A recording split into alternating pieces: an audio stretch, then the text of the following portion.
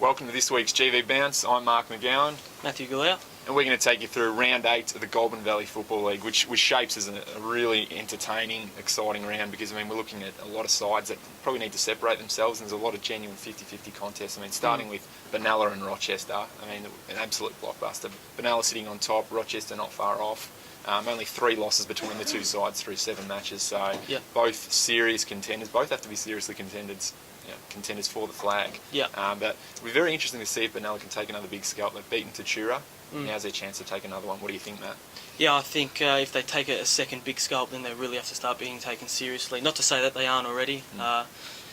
Quite a few coaches are already rating them. But it's certainly a very tight game, and I do think Benalla will have to be at the absolute best to beat Rochi. Oh, without a doubt.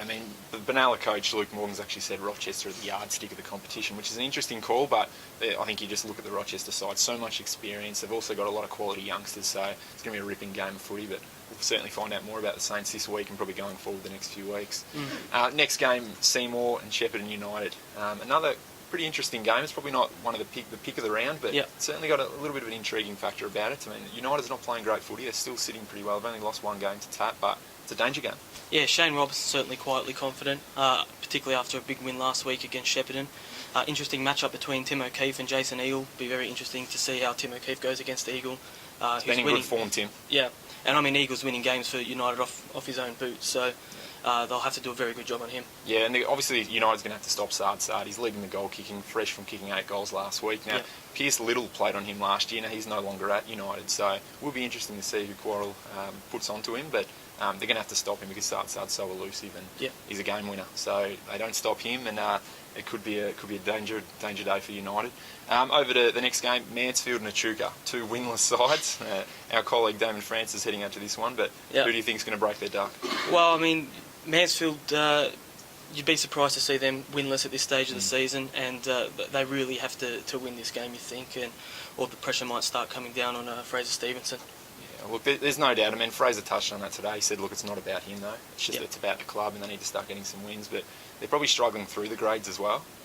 So it's not just the senior side. So it's really been reflected in through the grades their struggles this year. But no one would have expected them to be at this stage. I know I had them 6th going into the year, so I've got a bit of egg on my face. But I think they've been probably let down a lot of their supporters, I suppose. They've had a lot of losses. I sort of think single-digit margins, 14 points, this sort of stuff. But they really need to win. They've got to beat Echuca, otherwise you probably have to see them as sitting in the bottom 4. Yeah.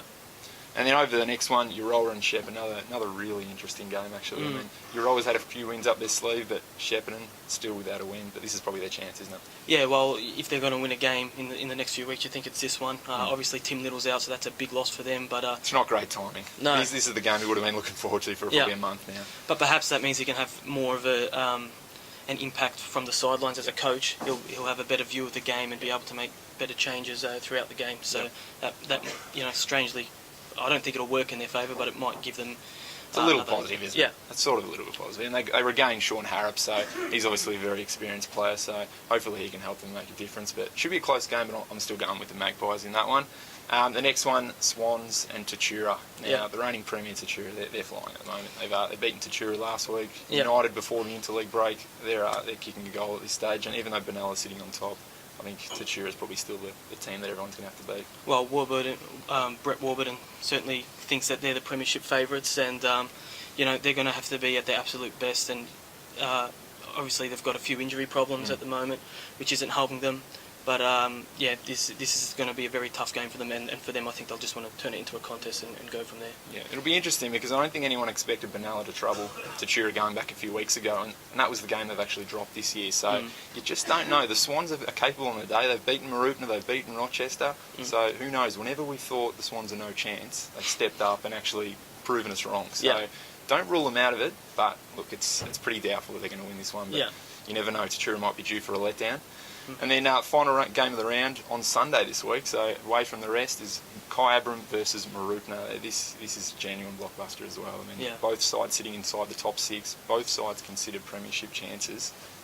Look, I don't know what's going to happen here. I think we're pretty split with the tips. A lot of people are going for Kai, some are going for Mooroopna. I've gone for Mooroopna without any great confidence, but what do you think's going to happen, Matt? Well, I went for Kai. I just think their running will cause Mooroopna a few problems, as Swan showed in the first round. I think Kai have the potential to really open them up if they can get their running game going, and obviously they've got the Bendigo Gold boys coming back in. So I think they look pretty good going into this game, and yeah, and Paul Newman's obviously caused them a lot of headaches in the past. He's a champion, but always performs in these big games, and if he comes out and kicks sort of 6, 7, 8, he even kicked 9 against them last year, so he has any sort of performance like that, it's going to be pretty tough. But Mark Blake's caused a lot of issues for Kai in the past, and Kai won't go into the game with Jake Reeves, who suffered an ankle injury the game you were at last week, Matt, and that's a huge loss. I mean, Nathan Beck will come back in, as you mentioned, but ideally he plays a centre half forward. He doesn't have to go in as a makeshift ruckman, so that'll hurt Kai a little bit. But look, Kai probably goes in as the favourite at home, but look, it's a tough one. Now we saw the teams with Mooroopna.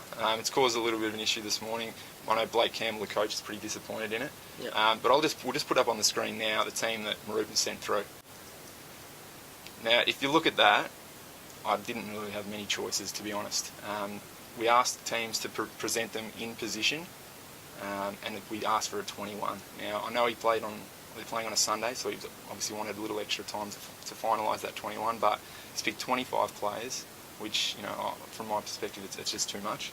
I can deal with 24, I think that's fine, and we let them have an emergency, because I know they've had issues in the past about wanting to list emergencies, so we've allowed them to do that, even though no other club does that. We've done the right thing by them in that way. I didn't feel like Mooroopna did the right thing by us last night.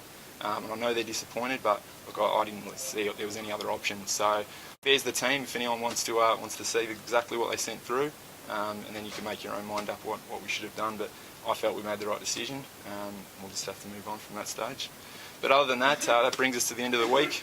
It's a great weekend of footy coming up, so we really hope you get out there and have a look.